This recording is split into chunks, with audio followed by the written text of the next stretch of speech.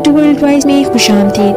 اگر آپ کو میری ویڈیو اچھی لگے تو اس کو لائک اور چینل کو ضرور سبسکرائب کر دیجیے گا اور ساتھ ہی بیل آئیکن کے بٹن پر کلک کر دیجیے گا تاکہ آپ کو میری ویڈیوز پر وقت مل سکیں۔ زندگی میں انسان کچھ غلطیاں بار بار کرتا چلا جاتا ہے، جانے اس وقت اسے اپنی غلطیوں کا احساس نہیں ہوتا۔ جب اسے احساس ہوتا ہے کہ وہ کس قدر غلط ہے، تب تک بہت دیر ہو جاتی ہے اور وہ چاہتے ہوئے بھی اپنی غلطیوں کو سدھار نہیں پاتا۔ یہ کہانی سچی ہے، البتہ کہانی میں بتائے گئے نام فرضی ہیں تاکہ کسی کی دل آزاری نہ ہو۔ میرا نام عادل ہے۔ میں ماریا سے بہت محبت کرتا تھا۔ وہ میری کلاس میٹ تھی۔ کالج میں ہم نے 4 سال تک اکٹھے تعلیم حاصل کی۔ اس بیچ ہم دونوں ایک دوسرے کو پسند کرنے لگے اور دھیرے دھیرے پھر محبت بھی کرنے لگے۔ پھر جب شادی کا ارادہ کیا تو میرے گھر والوں کی طرف سے تھوڑی بہت مزاحمت ہوئی، لیکن میں نے اپنے گھر والوں کو منا لیا۔ سب میری ضد کے آگے مجبور ہو گئے اور میری ماریا سے شادی ہو گئی۔ ماریا بہت ہی اچھی لڑکی تھی۔ شادی کے 1 ہفتہ بعد ہم ہنی مون پر بھی گئے اور یہ سوچ کر ہم واپس آئے کہ دوبارہ اگلے سال ہم اپنی شادی کی سالگرہ پر پھر سے وہاں ضرور جائیں گے۔ شروع میں تو میرے گھر والوں کا رویہ ماریا کے ساتھ بالکل ٹھیک رہا اور ماریا بھی جلد ہی ہمارے گھر کے ماحول میں ایڈجسٹ ہو گئی، مگر پھر دھیرے دھیرے کچھ ایسا ہونے لگا جس نے ہم دونوں کے درمیان تلخیاں بڑھانا شروع کر دیں۔ روزانہ ہی میری والدہ اور میری 2 چھوٹی بہنیں جو کہ ابھی کالج میں پڑھ رہی تھیں، وہ تینوں ہی مجھ سے روزانہ کوئی نہ کوئی ماریا کے خلاف بات کر دیتی۔ زیادہ تر ان کے شکوے شکایات ماریا کے کام سے لے کر ہی ہوتے تھے۔ والدہ اکثر اس کے کھانے میں نقص نکالتے ہوئے کہتی ماریا کو صحیح سے کھانا بنانا نہیں آتا، جبکہ میری بہنوں کا اعتراض زیادہ تر صبح دیر سے ناشتہ بنانے پر ہوتا تھا۔ پہلے تو میں ان کی بات کو اتنا نوٹ نہیں کرتا تھا، یہ سوچ کر کہ یہ عورتوں کے جنبیلے ہیں، مجھے اس میں نہیں پڑنا چاہیے۔ ماریا دھیرے دھیرے سارے گھر کے کام خود ہی سنبھال لے گی اور سب کا رویہ اس کے ساتھ بدل جائے گا، مگر روزانہ کی بنیاد پر جب شکوے شکایات میرے کانوں سے گزرتے تو وہ میرے دماغ پر اثر کرنے لگے اور میں پھر ماریا سے غصہ کرنے لگا، جبکہ ماریا ہمیشہ مجھ سے پیار سے ہی بات کرتی تھی۔ مجھے اچھی طرح یاد ہے کہ پہلی بار جب میں نے اسے دیر سے ناشتہ بنانے پر جھڑکا تو وہ بہت گھبرا گئی اور مجھ سے کہنے لگی ناشتہ بنانے میں صرف 10 منٹ ہی دیر ہوئی تھی، جبکہ تمہاری بہنوں نے اس روز کالج نہیں جانا تھا۔ جب میری والدہ بھی اس کے کام میں نقص نکالتی تو پھر میری نظر بھی ہمیشہ اس کی غلطیاں تلاش کرنے میں ہی رہتی۔ اب گھر والوں کی دیکھا دیکھی مجھے بھی اس کے کام میں کئی عیب نظر آنے لگے، جبکہ ماریا کا رویہ سب سے بہت ہی اچھا اور سلجھا ہوا تھا، لیکن تب مجھے اس کا اخلاق، اس کے کام میں کی ہوئی محنت کچھ بھی نظر نہیں آ رہا تھا۔ پھر گھر والوں نے مزید اور چال چلی جس میں میں بری طرح سے پھنس گیا اور اپنے ہاتھوں سے اپنے پیروں پر کلہاڑی مار گیا۔ ہوا کچھ یوں، شادی کو 1 سال ہی گزرا تھا اور اس پچھلے 1 سال میں میرے گھر والوں نے جانے ماریا کو کیا کچھ نہیں سنایا تھا، مگر ماریا تھی کہ ان کی کسی بات کا کوئی جواب نہیں دیتی تھی۔ وہ ہمیشہ ہی کوشش کرتی رہی کہ وہ زیادہ سے زیادہ کام کرے اور ان کی سوچ کے مطابق چل سکے، مگر میری دونوں بہنیں اور والدہ اس کو کہاں پسند کرنے والی تھی۔ ایک روز یوں ہی باتوں باتوں میں میری والدہ پہلے تو ماریا کے کام میں نقص نکالتی رہی، پھر انہوں نے ہماری ایک کزن کے بارے میں بات کی۔ ان کا گھر ہم سے 2 گلی چھوڑ کر تھا۔ کہنے لگی وہ اپنے کام کو کس طرح بخوبی سر انجام دیتی ہے اور اس کا سارا گھر چمکتا دمکتا رہتا ہے، بہو ہو تو ایسی، اور اب اس کی چھوٹی بہن بھی اس کے ہی جیسی ہے۔ یوں وہ دھیرے دھیرے ماریا کے نقص نکالتے ہوئے ان بہنوں کی خوبیاں میرے دل میں ڈالتی رہیں، اور میں تھا کہ اپنی بیوی کا دفاع کرنے کے بجائے ان کی باتوں میں آتا رہا۔ ایک رات میں جب گھر میں آیا تو مجھے ماریا پہلے سے سست دکھائی دی، پر میں نے تب ماریا سے اس کی طبیعت کے بارے میں نہیں پوچھا، بلکہ کھانا کھانے کے بعد جب وہ سارے کام نپٹا کر کمرے میں آئی تو میں اس سے کہنے لگا آج میرے پیروں میں بہت درد ہے، میرے پاؤں دبا دو۔ پہلے تو اس نے مجھے اپنی تھکی ہوئی نظروں سے دیکھا، پھر بنا کچھ کہے وہ میرے پاؤں دبانے لگی۔ میں آرام سے سو گیا۔ اچانک سے میری آنکھ کھلی تو میں نے دیکھا کہ وہ میرے پیر دباتے ہوئے وہیں سو گئی ہے۔ تب مجھے وہ بہت ہی معصوم لگی، جانے شادی کے بعد شاید وہ اس روز پہلی بار مجھے پہلے والی ماریا محسوس ہوئی، کیونکہ گھر کے حالات مجھ پر اس قدر سوار ہو گئے تھے کہ میں ماریا سے چڑچڑا رہنے لگا اور اس سے بیزار سا ہونے لگا۔ پھر اگلی صبح کمرے کا دروازہ کسی نے بہت زور سے کھٹکھٹاتے ہوئے ماریا کو آواز دی۔ وہ آواز میری والدہ کی تھی۔ وہ بہت غصے سے ماریا کو پکار رہی تھی۔ میں بھی اس شور سے جاگ گیا اور گھڑی کی طرف دیکھنے لگا۔ صبح کے 7 بجے کا ٹائم ہوگا۔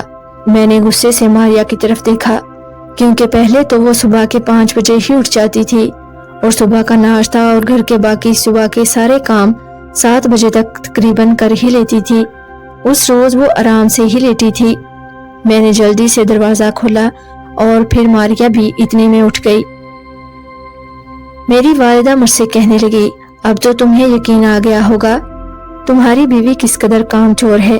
تمہاری بہنوں نے ناشتہ بھی نہیں کیا اور تھوڑی ہی دیر میں ان کی بہن آتی ہوگی اور یہ مہارانی آرام سے یہاں سو رہی ہے، گھر کا سارا کام کرنے والا ہے اور سورج سر پر آن پہنچا ہے۔ میں ان کی بات ختم ہوتے ہی ماریا کی طرف بڑھا اور اسے غصے سے کہنے لگا، ماریا تم کب سدھرو گی؟ آخر میں کب تک تمہیں برداشت کرتا رہوں گا؟ جبکہ ماریا خوف کے مارے اپنا چہرہ مجھ سے چھپانے لگی، کیونکہ میں اس قدر اس پر چلا رہا تھا کہ جیسے ابھی اسے کچا ہی چبا جاؤں گا۔ وہ سہمے ہوئے لہجے سے بولی، کل رات سے مجھے بخار ہے اور میری طبیعت خراب ہونے کی وجہ سے میں کچھ نہیں کر پا رہی۔ میں نے ماریا سے کہا، یہ تمہارا ایک اور نیا بہانہ ہے۔ یہ کہتے ہوئے جب میں نے اسے زبردستی اٹھانے کے لیے اس کا بازو پکڑا تو اس کا واقعی بخار سے جسم تپ رہا تھا۔ تب مجھے تھوڑی ندامت محسوس ہوئی، مگر تب میں بہت بے حس ہو گیا تھا۔ جانے مجھے اس وقت کیا ہو گیا تھا، مگر اب جب یہ یاد آتا ہے کہ میں کتنا غلط تھا تو بہت دکھ ہوتا ہے۔ میں اسے یہ کہنے کی بجائے کہ دوائی کھا کر آرام کر لو، میں اس سے کہنے لگا، دوائی کھا کر جلدی سے سارے گھر کے کام نپٹا لو، ورنہ آج بہت برا ہوگا۔ وہ میری یہ بات سنتے ہی اپنی نام آنکھیں لیے کمرے میں سے باہر نکل گئی۔ جب میں اس روز شام کو کام سے واپس لوٹا تو گھر کے سارے کام وہ نپٹا چکی تھی، مگر اس روز اس نے کھانا بھی نہیں کھایا تھا۔ پھر میرے نہ پوچھنے پر بھی وہ بیچاری خود سے ہی مجھ سے کہنے لگی، آپ میرے ساتھ دوائی لینے چلیں گے؟ میری طبیعت ٹھیک نہیں، مجھے بہت تھکاوٹ محسوس ہوتی ہے اور چکر بھی آنے لگے ہیں۔ پہلے تو مجھے اس پر غصہ آیا، لیکن پھر میں نے یہ سوچا، اگر یہ ٹھیک رہے گی تو گھر کے کام کر پائے گی۔ یہ سوچ لے کر میں اسے ڈاکٹر کے پاس لے کر گیا۔ ڈاکٹر نے بتایا کہ خوشخبری ہے۔ یہ سن کر میں بہت خوش ہوا۔ اس خوشخبری کی بات سن کر میرا اس کے ساتھ رویہ کچھ بہتر ہوا۔ شاید میرے گھر والوں کو یہ بات بھی ہضم نہیں ہوئی۔ ابھی اس بات کو 1 ہفتہ ہی گزرا تھا کہ ایک روز اچانک سے میری چھوٹی بہن کچن میں سے چیختی ہوئی سیدھا ہمارے کمرے میں ہی آ گئی اور میری طرف مخاطب ہو کر کہنے لگی، بھائی آپ بہت بدل گئے ہیں۔ آپ کو ذرا بھی احساس ہے کہ آپ کی چھوٹی بہنیں گھر کا کتنا کام کرتی ہیں اور آپ کی بیوی آرام سے بیڈ پر لیٹی رہتی ہے؟ میرا ہاتھ جل گیا ہے۔ یہ کہتے ہوئے وہ اپنا ہاتھ مجھے دکھانے لگی، جس پر ہلکی سی لالی کا نشان تھا۔ اس سے پہلے کہ میں اسے کچھ کہتا، اتنے میں میری والدہ آ گئی اور پھر انہوں نے ہم دونوں کو خوب سنائی۔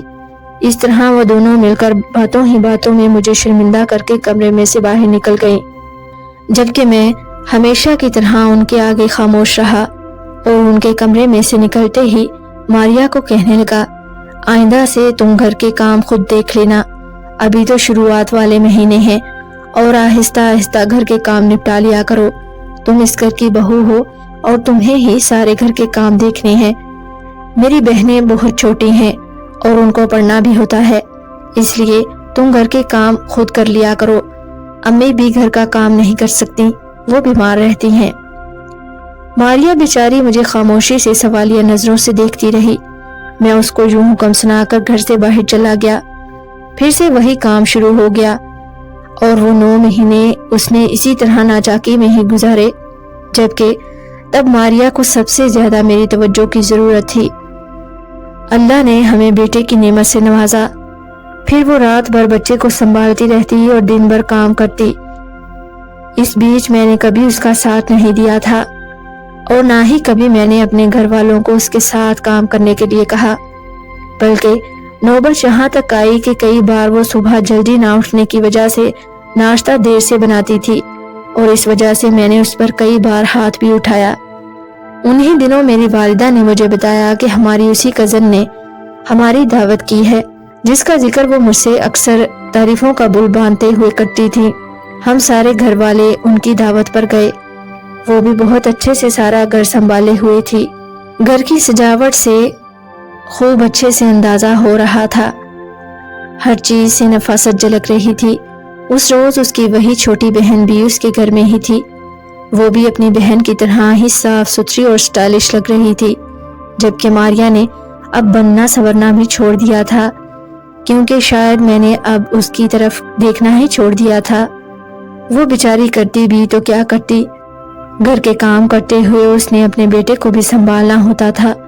اس بیچ اسے تو شاید سانس لینے کی بھی فرصت نہیں تھی۔ یہ احساس مجھے تب نہیں ہوا۔ خیر، کھانا کھانے کے بعد میری والدہ نے ان کی خوب تعریف کی، اور سچ میں وہ کھانا اتنا مزے کا تھا کہ میں بھی تعریف کیے بنا نہ رہ سکا۔ پھر میری بڑی کزن نے بتایا کہ اس کی چھوٹی بہن یعنی کہ میری چھوٹی کزن نے وہ سارا کھانا اس کے ساتھ مل کر بنایا ہے۔ ماریا اپنی نظریں نیچے جھکائے تب ان کی تعریف سنتی رہی۔ جب ہم گھر لوٹے تو اس رات پہلی بار ماریا مجھ سے کہنے لگی، کیا تم مجھ سے بیزار ہو گئے ہو؟ تمہیں مجھ سے محبت نہیں رہی؟ دیکھو، میں تمہاری ہر بات کو سر آنکھوں پر رکھتی رہی، مگر آج تم نے مجھے بہت دکھ دیا ہے۔ کیا میں نے کبھی اچھا کھانا نہیں بنایا؟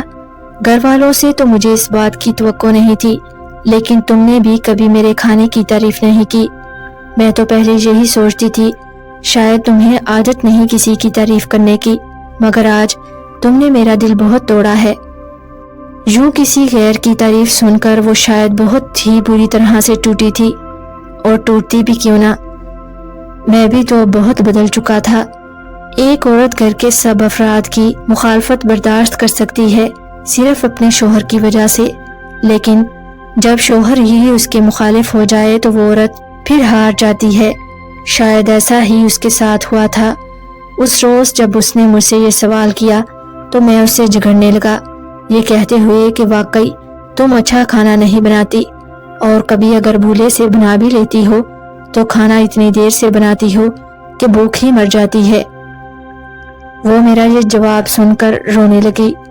اس کا رونا دیکھ کر میں اس پر اور چڑھنے لگا، اور جانے اس روز مجھے کیا ہو گیا تھا۔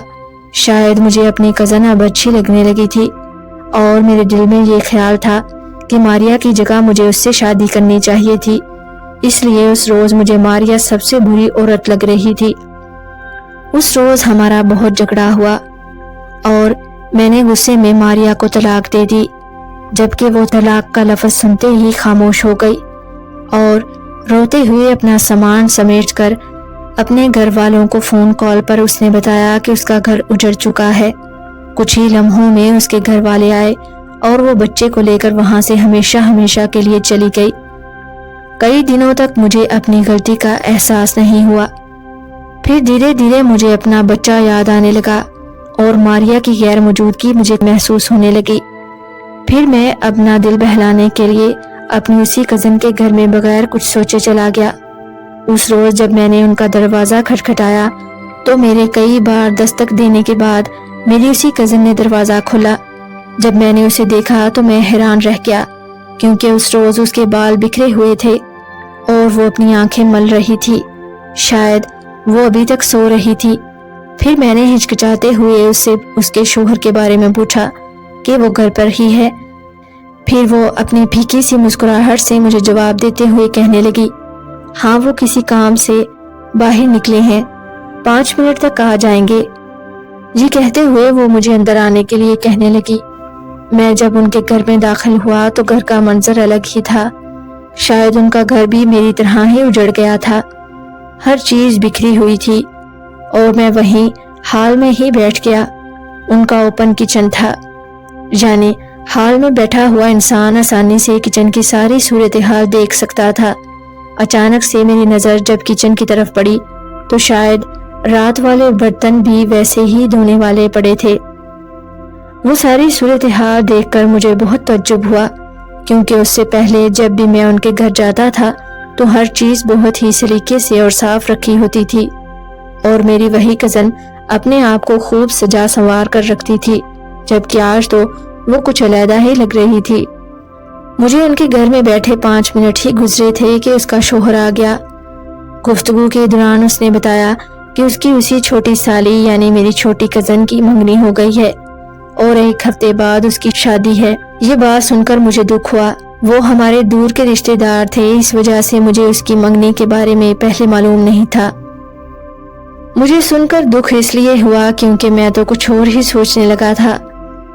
پھر دھیرے دھیرے میں اپنے کام خود سے کرنے لگا، یعنی پہلے مجھے میری بیوی کپڑے استری کر کے دیا کرتی تھی، میرے جوتے تک پالش کر کے وہ رکھتی تھی، مگر اب یہ کام مجھے خود سے کرنے پڑتے تھے، یہاں تک کہ کبھی کبھار میں اپنے لیے چائے بھی خود بنانے لگا۔ میری والدہ بھی اب مجھ سے اکھڑے لہجے سے بات کرنے لگی، کیونکہ گھر کے کام اب ان کو ہی دیکھنا پڑتے تھے، جبکہ میری دونوں چھوٹی لاڈلی بہنیں گھر کے کسی کام کو ہاتھ نہیں لگاتی تھیں، بلکہ الٹا وہ مجھے ہی ماریا کے تانے ابھی تک دیتی تھی۔ گھر والوں کا رویہ دیکھ کر تب مجھے احساس ہونے لگا کہ میں گھر میں ماریا کو اپنی بیوی نہیں بلکہ ایک نوکرانی بنا کر لایا تھا، اسی لیے تو ہم سب اس کو اسی نگاہ سے دیکھتے رہے۔ ماریا کو طلاق دیے 2 مہینے گزر گئے اور اس بیچ مجھے اپنی کی ہوئی غلطی کا شدت سے احساس ہونے لگا، مگر اب میں کیا کرتا؟ اسی بیچ میرے کانوں سے یہ بات بھی گزری کہ میری وہی کزن جس سے میں شاید ماریا کو طلاق دے کر شادی کرنے کے بارے میں سوچ ہی رہا تھا، اس کی جہاں شادی ہوئی تھی اسے 1 مہینے بعد ہی طلاق ہو گئی، کیونکہ وہ بہت ہی آزاد خیال اور شوخ لڑکی تھی۔ مجھے یہ سن کر ایک اور دھچکا لگا، کیونکہ میرے سامنے تو ان کی تعریفوں کے پل باندھے گئے تھے، میں تو انہیں اسی نظر سے ہی دیکھتا تھا، جبکہ وہ تو کچھ اور ہی نکلی۔ طلاق کے بعد میں نے ماریا سے کئی بار فون کال پر بات کرنے کی کوشش کی، مگر اس نے کبھی بھی کال اٹینڈ نہیں کی۔ ہاں، عدت ختم ہونے کے بعد اس نے مجھے ایک میسج ضرور کیا، جس میں اس نے لکھا تھا، اگر تم چاہو تو اپنے بیٹے سے ملاقات کر سکتے ہو، اس کے علاوہ اب میرا تم سے کوئی رشتہ نہیں رہا، میرے پاس اب اپنی کی ہوئی غلطی پر پچھتاوے کے علاوہ کچھ بھی نہیں بچا تھا۔ آپ کی قیمتی وقت کا شکریہ۔ اللہ حافظ۔